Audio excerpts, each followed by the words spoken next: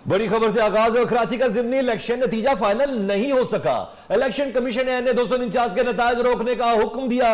नून league के उम्मीदवार मिफ्ता इस्माइल की दोबारा गिनती की दरख्वास्त मंजूर कर ली गई। इलेक्शन कमीशन 4 मई को समाअत करेगा। तमाम उम्मीदवारों को नोटिस जारी कर दिए गए हैं। जी हां, इलेक्शन कमीशन का ऐलान सामने आ चुका है कि दरखास्त का फैसला आने के बाद नतीजा जारी होगा। ऑपोजिशन लीडर शहबाज शरीफ कहते हैं सेक्शन 95(5) का तकाजा है कि वोटों की दोबारा गिनती कराई जाए।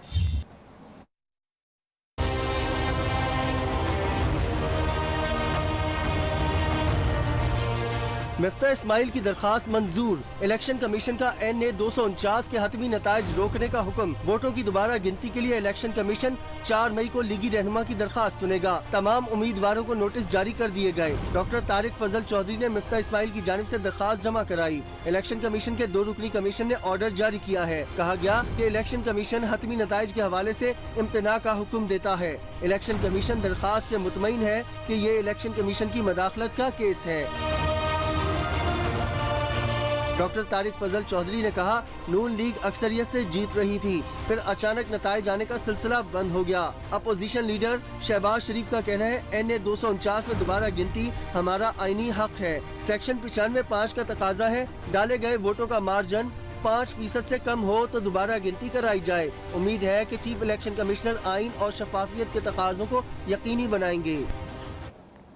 मरियम नवाज का भी हल्का एनए 249 में रीपोलिंग का मुतालबा। ट्वीट में कहा कि जीत अगर शफाफ है तो दोबारा गिनती करवाने में किसी जमात को परेशानी नहीं होनी चाहिए। जीत का मार्जिन चंद सौ वोट का है और मुस्तशुदा वोट जीत के फर्क से ज्यादा है। 5% से कम फर्क पर दोबारा गिनती इनका कानूनी और आईनी हक है। 100 से जायद फॉर्म 45 पर दस्तखत ही नहीं है। 30 अदद फॉर्म 45 हमें मिले ही नहीं। नून लीग के रहनुमा शाहिद आका नवासी का कहना है कि अभी भी बास पोलिंग स्टेशन के फॉर्म 45 मौजूद नहीं। कुछ फॉर्म 45 में गलतियां हैं, इससे मुतालिक कोई पूछने वाला नहीं। हमें कोई डाटा देने को तैयार नहीं। कराची का जिमनी इलेक्शन डस्का इंतखाब से ज्यादा मतनाज़ बन चुका है। इलेक्शन कमीशन का हुक्म है कि व्हाट्सएप जो है वो रिजल्ट इमीडिएटली कर दिया जाए। हमारी नॉलेज में ये है कि आज तक भी 34 पोलिंग स्टेशन के व्हाट्सएप रिजल्ट रिटर्निंग अफसर के पास नहीं आए। फॉर्म 45 जो हैं वो हमें नहीं मिले। बहुत से फॉर्म 45 ऐसे हैं जिसमें टोटल ही नहीं किया हुआ। 100 से ज़्यादा फॉर्म 45 हैं जिन पे पोलिंग एजेंट के सिग्नेचर्स नहीं हैं। जो पीडीएम का एतमाद तोड़ेगा, जो अपनी ज़बान से फिर जाएगा, जो कुर्सी पर सौदा कर लेगा, उसकी कोई जगह पीडीएम में नहीं है। वज़ीर इत्तलात फवाद चौधरी ने एनए 249 कराची में दोबारा गिनती के फैसले का खैर मकदम किया है। कहते हैं इलेक्शन कमीशन को दोबारा गिनती की बजाय दोबारा इलेक्शन की तरफ जाना चाहिए। हल्का एनए 249 में टर्नआउट बहुत कम रहा। मजमूई तौर पर 21% रजिस्टर्ड वोट डाले गए। जीतने वाला उम्मीदवार 5% से भी कम वोट हासिल करके एमएलए बन गया। इस किस्म का इलेक्शन जमहूरियत के साथ मजाक होगा। पीपल्स पार्टी के हालात हर एक को मालूम है।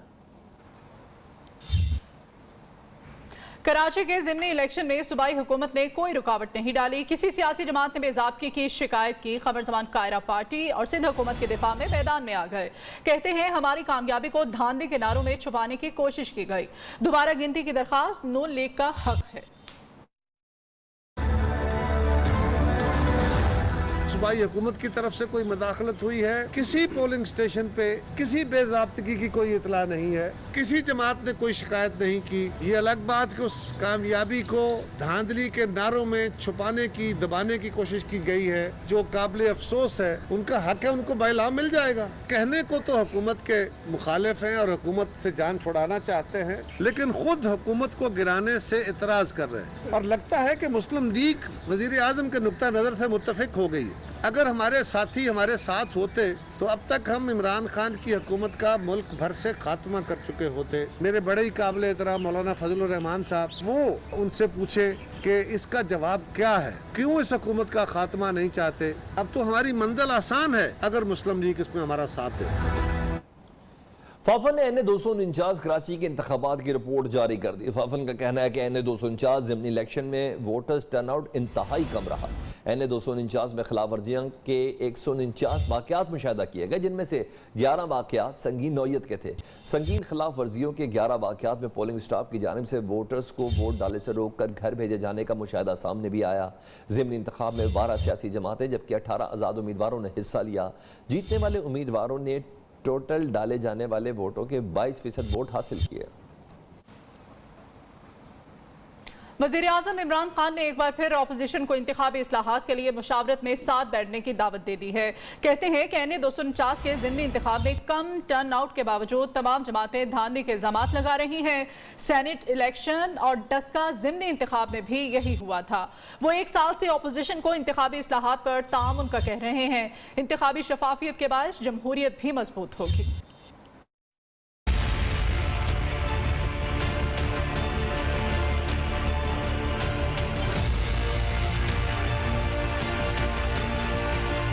वज़ीर आज़म इमरान खान की अपोजिशन को इंतखाबी इस्लाहात की पेशकश, इलेक्ट्रिक वोटिंग मशीन के इंतखाब के लिए साथ बैठने की दावत।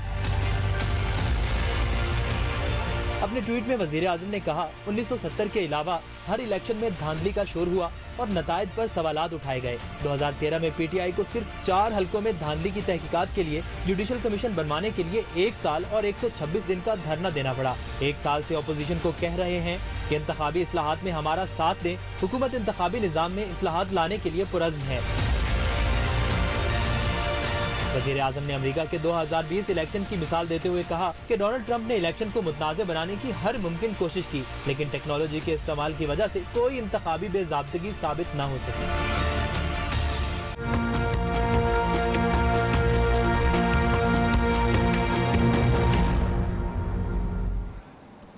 कोरोना के मुसलसल बढ़ते हुए केसेस के बायस NCOC ने यौम अली अलैहिस्सलाम पर हर किस्म के जुलूसों पर पाबंदी लगा दी।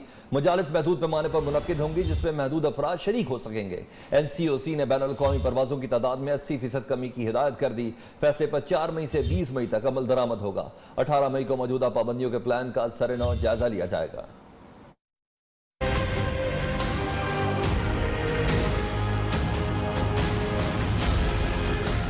कोरोना का बढ़ता फैलाव, NCOC का यौम अली रज़ी अल्लाह तआला अन्हु के मौका पर जुलूसों की इजाजत न देने का फैसला महदूद पैमाने पर मजालिस SOPs पर अमल दरामद से मशरूत होंगी।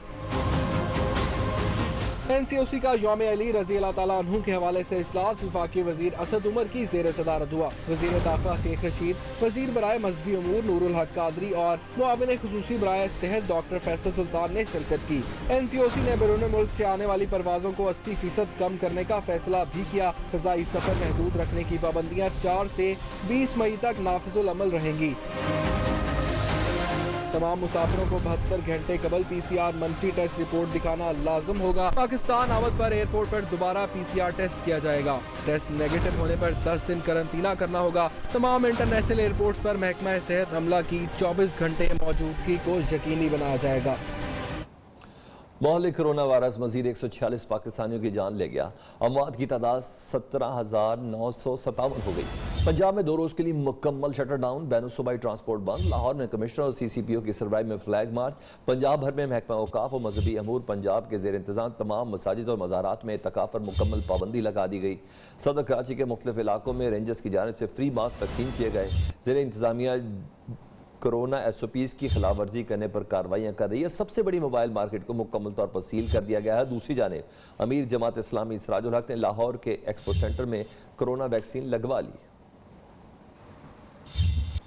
फारूक हबीब कहते हैं कि अपोजिशन हर इलेक्शन के बाद धांधली का रोना रोने के बजाय पार्लियामेंट में बैठकर इंतखाबी इस्लाहात को यकीनी बनाए।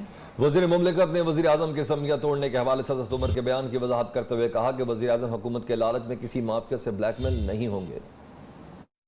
वज़ीर आज़म इमरान खान साहब जो है उसके ऊपर जोर दे रहे हैं, उसके लिए कोशिश कर रहे हैं और पाकिस्तान का जो मुस्तकबिल है वो वोटिंग के साथ मुंसलिक है। अगर आपको खिदमत करना चाहते हैं पाकिस्तान की जमहूरियत के लिए तो आपको इलेक्शन रिफॉर्म्स की तरफ आना पड़ेगा।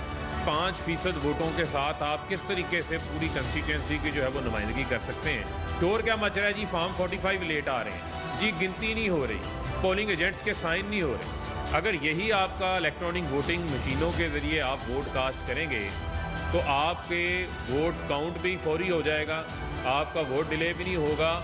अपोजिशन जो है वो पार्लियामेंट के अंदर आए, हुकूमत के साथ बैठे और बैठ के इलेक्शन रिफॉर्म्स के ऊपर जो है मैं समझता हूँ कि काम करना अब वक्त की जो है वो ज़रूरत है।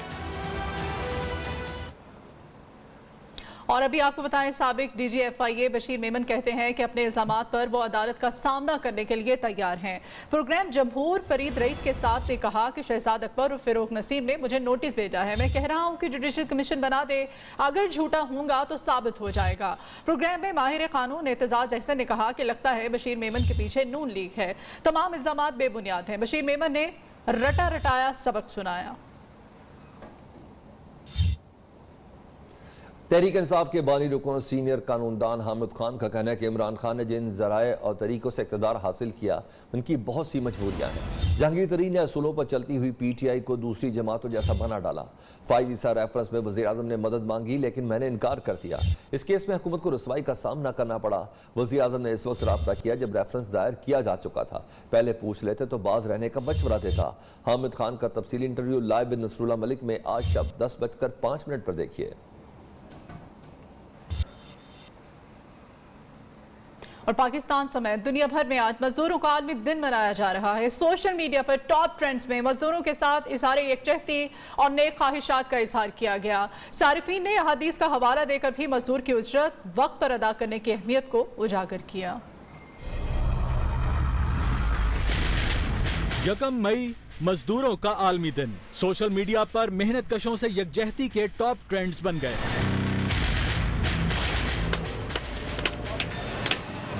सारफीन ने लेबर डे के मौके पर मजदूरों के लिए नेक ख्वाहिशात और उनके साथ यकजहती का इजहार किया। मजदूरों की मेहनत को सलाम पेश करते और सिस्टम पर तनकीद करते आशार दिन भर पोस्ट होते रहे। चेयरमैन बराबरी पार्टी पाकिस्तान और मारूफ गुलकार जवाद अहमद ने भी मेहनत कशों के हवाले से ट्विटर पर वीडियो पैगाम जारी किया। जिस गुर्बत में लोग रह रहे हैं, जिस तरीके से पाकिस्तान के अंदर उनको रखा गया है, जानवरों को भी नहीं रखा जाता, इन लोगों को अगर मुत्तहिद ना किया गया तो पाकिस्तान चेंज नहीं होगा, ऐसे ही रहेगा। हम जितनी मर्जी बातें करते रहें, इन लोगों को पावर देना जरूरी है। लोगों ने अहादीस का हवाला देकर मजदूर की उजरत वक्त पर अदा करने की अहमियत को उजागर किया।